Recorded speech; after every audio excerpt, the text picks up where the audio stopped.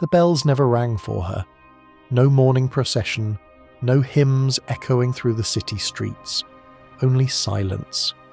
Inside the palace, they dressed her in velvet, placed a crown of lilies on her small head, folded her hands as if she'd gone peacefully, and then they called her a saint.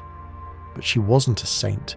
She was a child, 12 years old, and she died giving birth to a secret child, a child she never even held. The court celebrated the baby.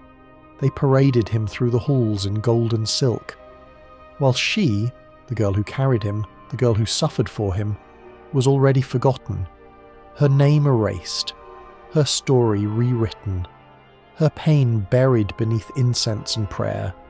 They wanted you to remember her as holy, but the truth is far darker. This is not a fairy tale. This is not a miracle. This is the story of a child queen who was sacrificed for a throne.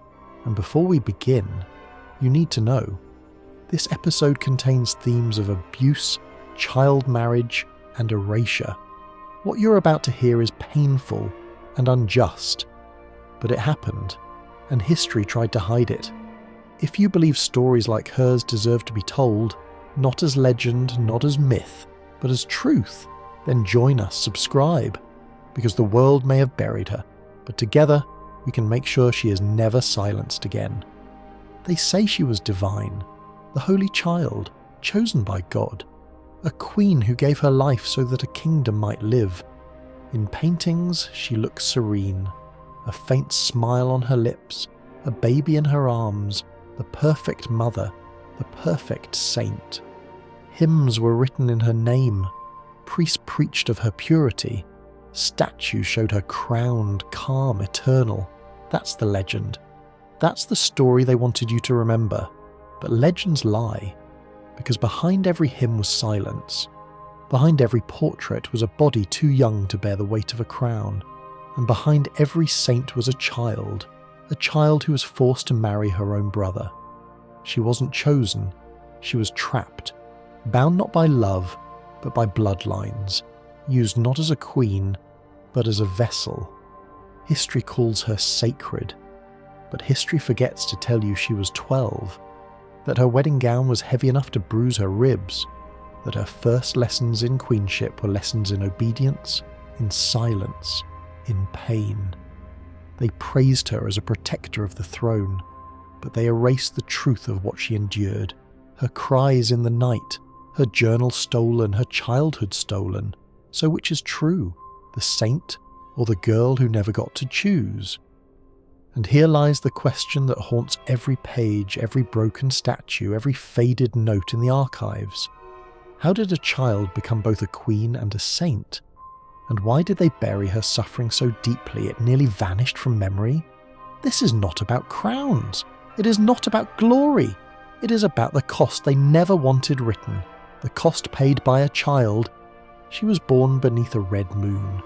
The court said it was a sign, a child marked by destiny, a child not meant to live as other children do. Before she could even walk, they called her sacred. Before she could even speak, they told her she carried the future in her blood. Her mother bled for 3 days after the birth. No one remembered that.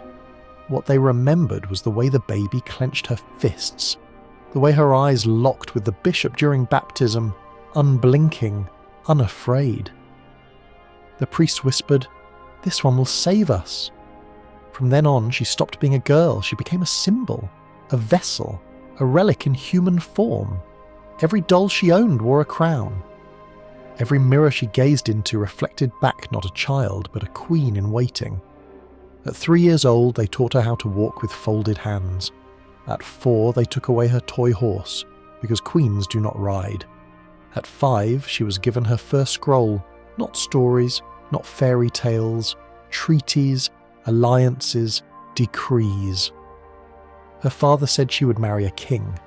Her uncle corrected him, she will make one. By the time she was 6, her meals were measured, her posture recorded, her steps counted. She was told to keep her blood cool, her breath even, her body perfect. Because her body was never hers, it belonged to the crown. She was told her bones must be flawless, because her children would carry the throne in their teeth. Imagine that. A girl still small enough to clutch a doll, being told her womb was her destiny. She asked why, once. A simple question. Why must I sit so still? Why must I eat so little? Why must my toys wear crowns? The answer came sharp. Because you are sacred. Because you are chosen. Because you belong to the kingdom. After that, she stopped asking. She grew quiet. Not naturally quiet, but trained into silence. Every gesture, every glance rehearsed for the role she never asked for. And yet, when she was alone, in her chamber or beneath her blankets at night, she whispered questions to the angels carved into her ceiling. Not prayers, not hymns, questions. Will I ever get to run? Will anyone ask me what I want? Will I ever get to choose? The angels never answered, and slowly she learned what all royal daughters learned, that her life was not her own, that her laughter, her body, her very breath was a resource to be guarded, weighed, preserved. Not for her sake, for the dynasty's. To the world she was a miracle, to her family she was insurance, to herself she was fading. Piece by piece the child vanished, and in her place they crowned a queen, not in jewels or ceremonies yet, but in duty, in silence, in chains disguised as silk. She was a child, but she was never allowed to be one, and when the time came, they would remind her of that in the most brutal way possible.